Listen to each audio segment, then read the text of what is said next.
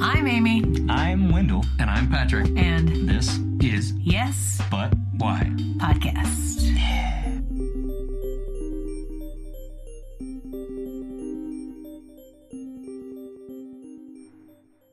We're sitting here at this table in Austin, Texas, and I got here because I did an improv class through a Groupon in Phoenix, Arizona. So I started in Phoenix at the Torch Theater. Shout out to Jose Gonzalez and Bill Binder and Sam Haldeman and Jackie Arndt and all those people at Torch. I love the Torch so much. But started there, and the Torch has a really good relationship with Cold Town, which got me connected to New Movement, now Fallout Theater, Fallout Comedy Theater, I think is that the official name. And that's been my comedy path so far. But when I was a kid, did a lot of bits and lots of pranks, and watched UCB on Comedy Central with friends.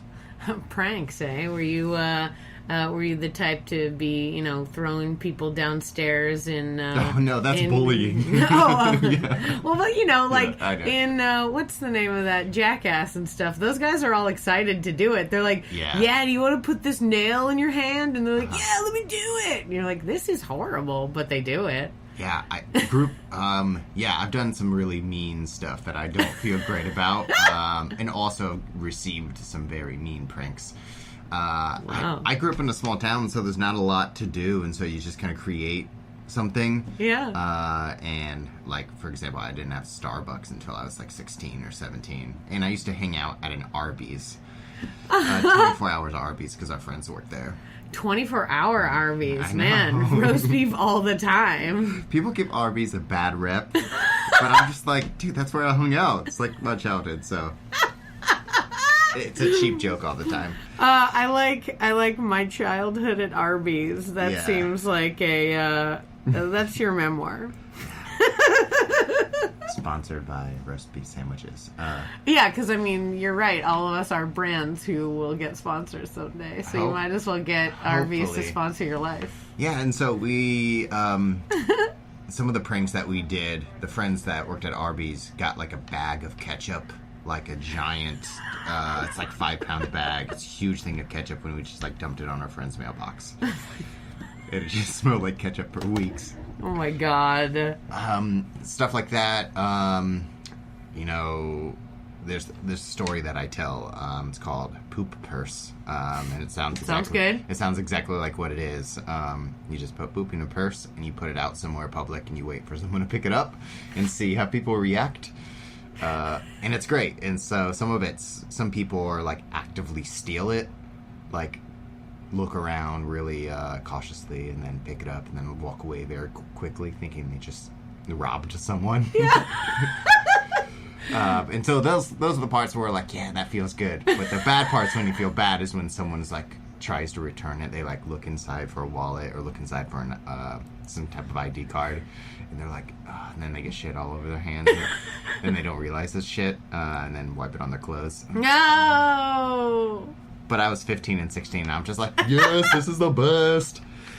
That sounds like a really interesting social experiment, though. Yeah, it is. To, witness the idea that some people would steal it, you know what I mean? You're huh. And what a thing to learn. You know what I mean? As a teen. Because I'm parenting, and my baby's, 10 months, so I'm really very far from having moral discussions. Good. But someday I'm going to, and I wonder, how old he'll be. And I'm thinking right now, you're talking about this sort of, really deep idea, even though it's disgusting and funny in a juvenile way, it still has some pretty intense implications to be that you were it is a real thing that people steal purses, and it's fascinating to acknowledge that idea, just the idea that it's some people are assholes, to realize that early on, I suppose.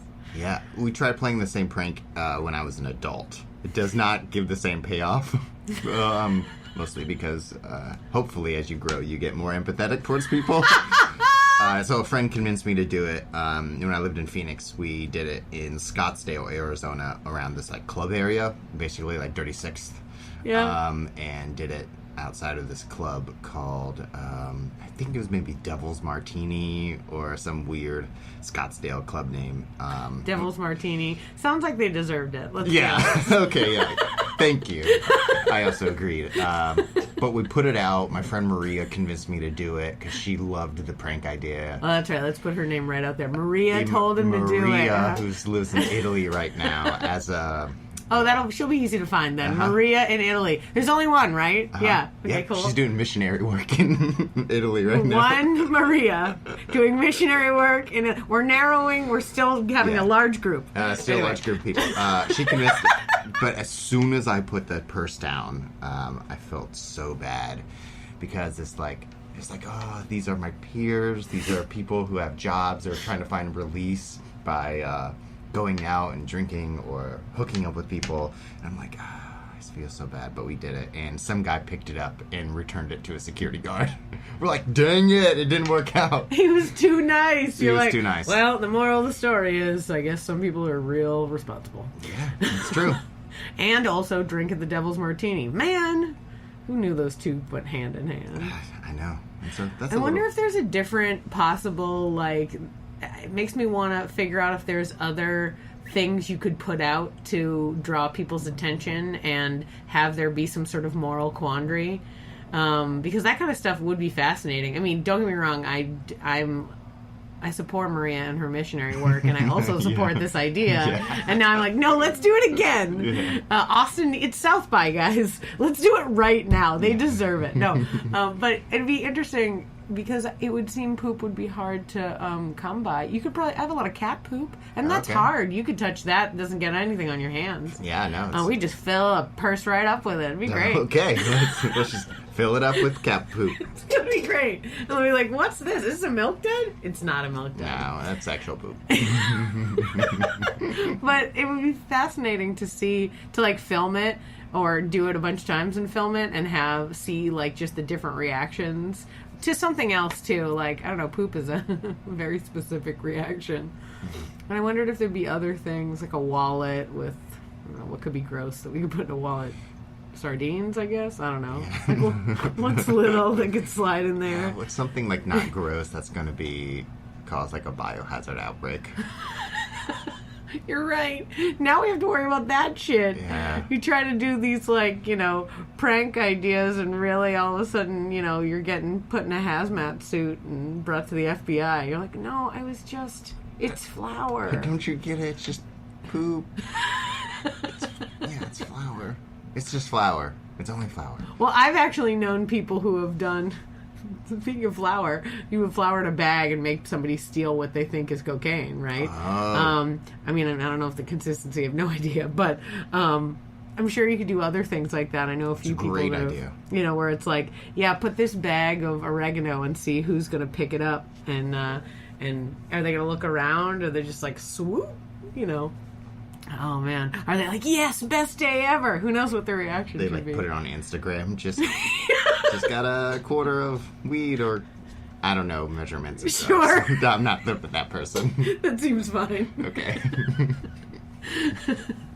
Oh, man. So you started out with pranks. Small town pranks. That seems good. Yeah. Did any of your prank friends go on to do theater? Let me think. Or did you do theater during the prank period? Yeah, I did. I never did theater ever. I was a band geek, played drums. Oh, right on. Awesome. Yeah. And then I moved to Phoenix with my best friend Joe, and we took improv classes together. And so we went on and did that for a while. And then when I moved here, I can't think of any other Ohio friends that are into improv. They're into other creative outlets like videography or photography or writing and stuff like that, but nothing that's like a comedy or comedy focused. How'd you get to Phoenix from Ohio? I went to school there. Oh, cool. So like college? Yeah. Nice. Went to school for video game design. I'm a Ooh. huge nerd. Drums and video game design? You're super cool. Yeah, what are you talking about? Thank you. Yeah. And that was fun. Worked in the industry for about 10 months. Figured it was not for me. That video games are definitely a hobby and not a career. Oh, interesting. And then worked at a Jamba Juice for 1 month. Worked at a Jamba Juice for 1 month. Yeah. I like how that's the career path. I did a lot of video games, hated it, worked at Jamba Juice. Hated it more. Yeah. And then a series of random odd jobs after that. Yeah, absolutely. I've had a lot of weird jobs in my life, for sure. Yeah. What about the video game industry made it not for you? In order to, like, move up, I did QA testing, which is, like, video game testing, trying to break the game. People were working, my peers were working, like, 50 to 60 to 65 hours a week, like, on overtime, and that was, like, consuming their lives. And I was 22, 23, 24, just, like, small town kid, wanting to experience the city. Like, I just don't have that work ethic to work that much for, like, little payoff. Like, getting paid $9.50 an hour. Oh, shit. And so I have friends that still work in QA that, like, love what they do, but they're only getting paid, like, $10 an hour. Wow. From that time.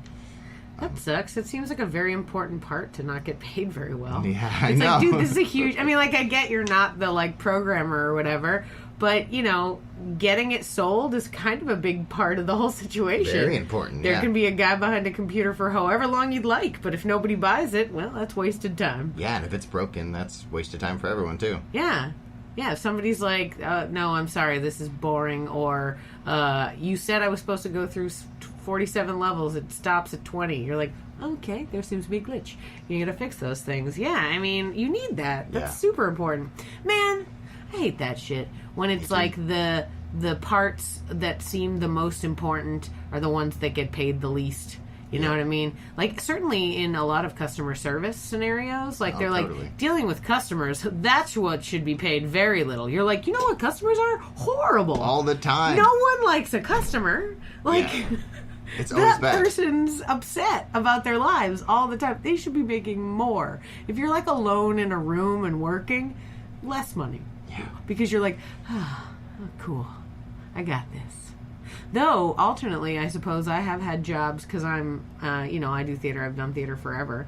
And I am more of a social person. So I had a job, like an odd job, doing data entry for a medical company one time. Wow. And I had to be in a room by myself just loading paper forms and not like scanning. Not like as simple as like a scanner. It was like I had to refill out the form on the It's the like computer. manual entry. Yeah, just total data entry. And because it was people's medical records, those of us who did it were all in separate rooms.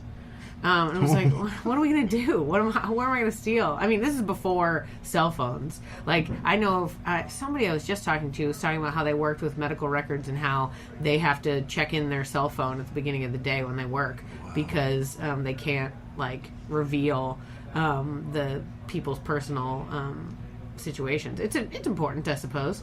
But it was just such a weird thing. I was like, can we just sit next to each other? And they're like, no. Might, like, share stuff with each other. Yeah, as but if you're doing the me same and the jobs, other right? coworker. Yeah, right. But I guess it's like, hey man, like Marianne Lewis, lupus. Yeah, that's what you got. That's what it says right here. I guess that's not cool. I mean, I don't know. What are we gonna do? What are the two of us gonna talk about? I don't know. But yeah, being alone in a room wasn't as exciting as I wanted it to be, I suppose, in that scenario. Man, I always get myself in these circles where I'm like, no, I'm wrong all of a sudden. Damn it. I should just stand my ground. How un-American of me. Yeah. So you went to Phoenix, you went to college, and then you started doing improv. Was it like Jamba Juice improv? Let me think. That's a great sentence, Jamba Juice improv. It was Jamba Juice, and then I will tell you that I really love dancing. Dancing and improv, like, are the two things that make me feel like really free in my body. Yeah. And so I worked at doing ballroom dance for 10 months. I taught ballroom dance lessons. That's wonderful. Because I was, like, really into swing dancing. For, like, maybe, I was danced for, like, 8 or 9 years or something. I think that's a big thing. The swing dance community across the country is huge. Oh, so fucking People big. are doing so much. I have a friend who just moved from Denver to Portland, Maine, and literally was like, I was like, you gonna be all right? Like, that's a huge move. She's like, no, I have friends already. And I was like, how do you have friends? She's like, oh, the swing community. They're already ready to welcome me. We're gonna have a party. And I was like, hilarious. I love that you just, like, go to these, you've never met these people, but you are like, yeah, absolutely. I'll go hang out with them and we'll be friends. So